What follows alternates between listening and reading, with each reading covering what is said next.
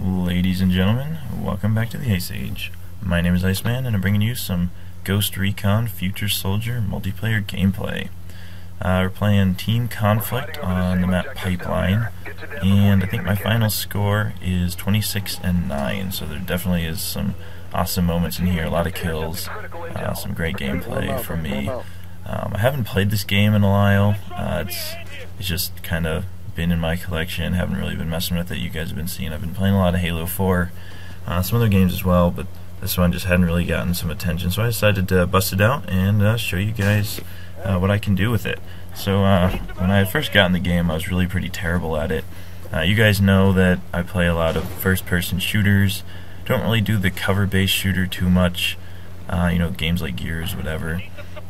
So at first I was having a lot of trouble with this, but I finally learned how to kind of play the game the right, you know, the mindset that it takes to play a game like this with the cover-based shooter, things like that. So I want to talk a little bit about my loadout that I've got going on. I'm obviously on the Ghost team. I'm using the Rifleman class with the Mark 14 primary weapon, the Defender sidearm, frag grenades, and a medkit. And the medkit's really awesome because it lets you heal up faster, and if you get knocked down but not out, you can actually revive yourself instead of having to wait for a teammate, which is really awesome.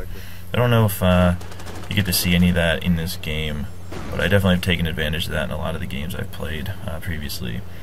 So my Mark 14 is pretty much optimized for the control statistic, which is kind of like recoil, some accuracy, a little bit for how well you can handle shooting people at long ranges.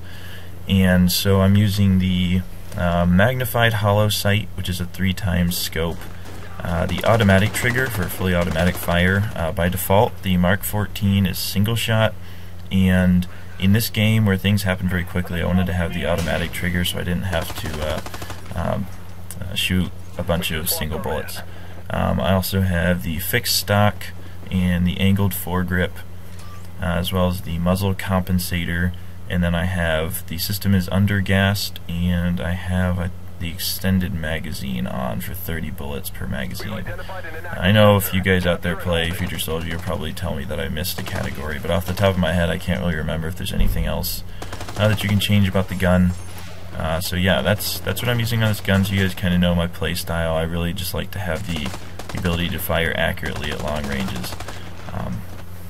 So anyway, like I said, we're playing a Team Conflict, which is a mix and match of objective types that you get to play.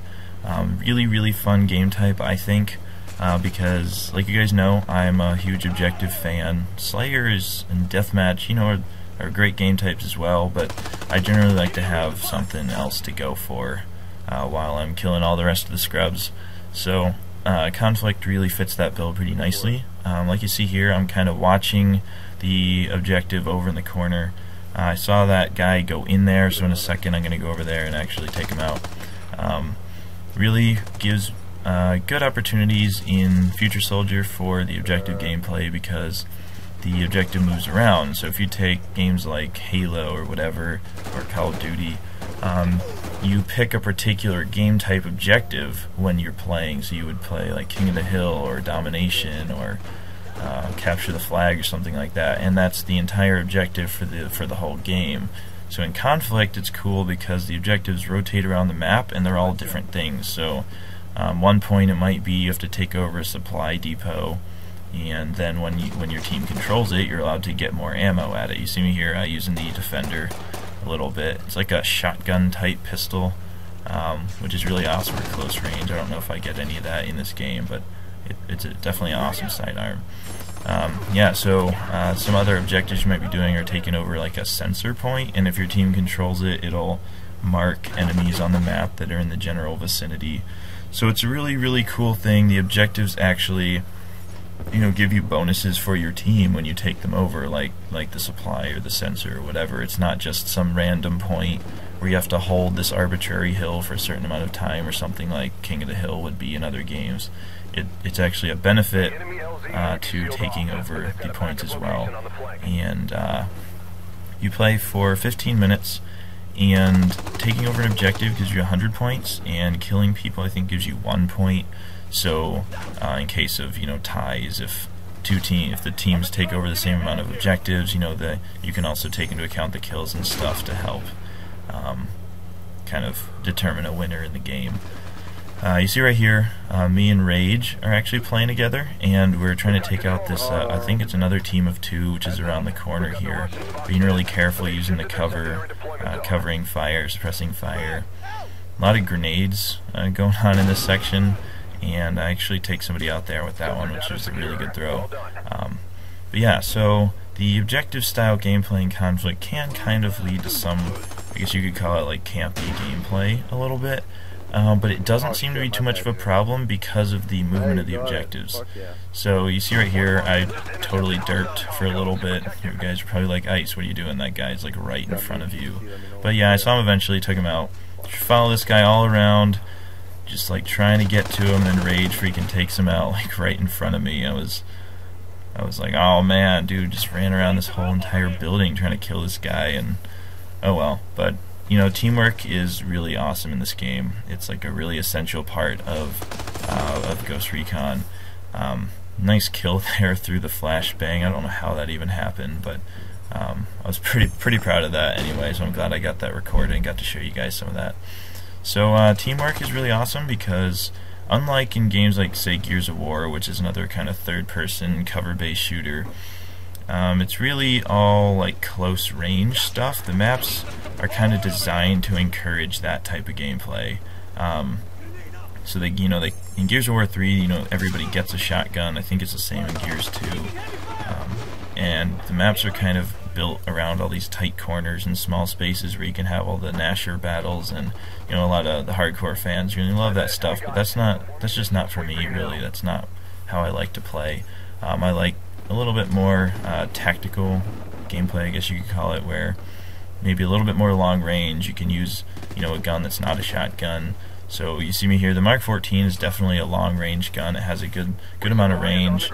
Obviously in semi-auto mode it has more range than if you shoot it automatic, but the maps in Future Soldier, generally the main areas are small enough to where an automatic trigger is just fine.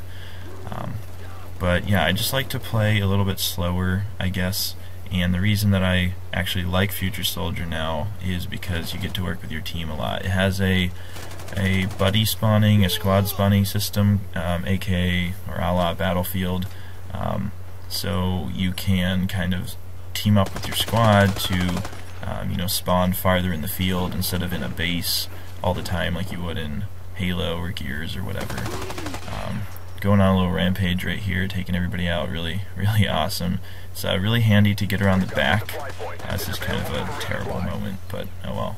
It's really helpful to get around the back of people in Future Soldier, getting into the bases across the map from you, because that way you can take cover around something that's near their base and take people out. And you see me there taking advantage of the buddy spawning system, being able to come in right where I died, right near their base. That's really helpful. And so, like I was saying, it can be kind of campy around the objectives because the objectives don't rotate very frequently. It's probably 2 or 2.5 minutes on each objective that you have to hold it for before it changes. I mean, that definitely gives you a lot of time in the 15-minute gameplay to have the objective style game, but not a lot of movement while one objective is being looked at. And that campy gameplay, I guess, is kind of just inherent to cover-based shooters. But I still think Conflict and Future Soldier do a really great job with it because of the rotation. At some point it's not half the game is spent on one objective, but you do get to go through a bunch of objectives throughout the match. And I was really happy with that, kind of the kill from the grave, grenade kill there. Kind of sucked that I didn't kill all the guys I saw, but at least I ended up with one of them.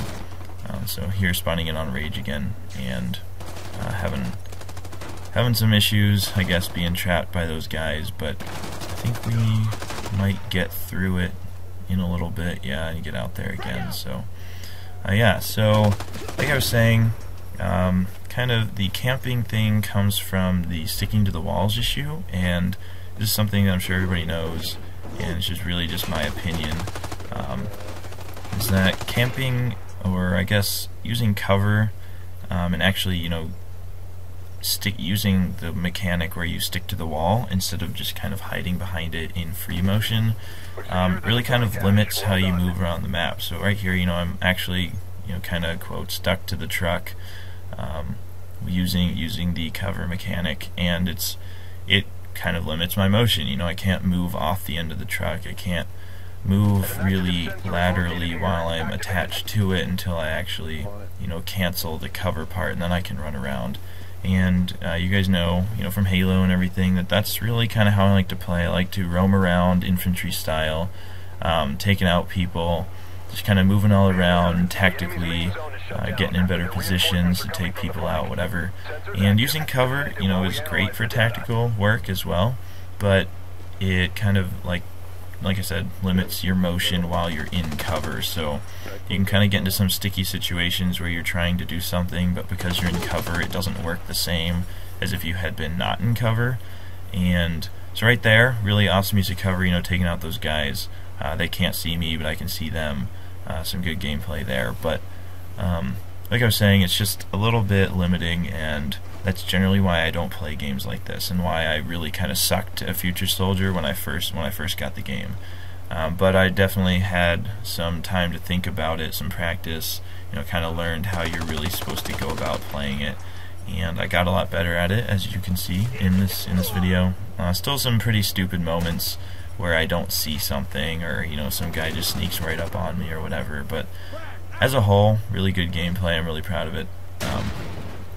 But yeah, so Future Soldier just kind of allows you to play a little bit longer range than the close range that you would see in a lot of other cover-based games like that.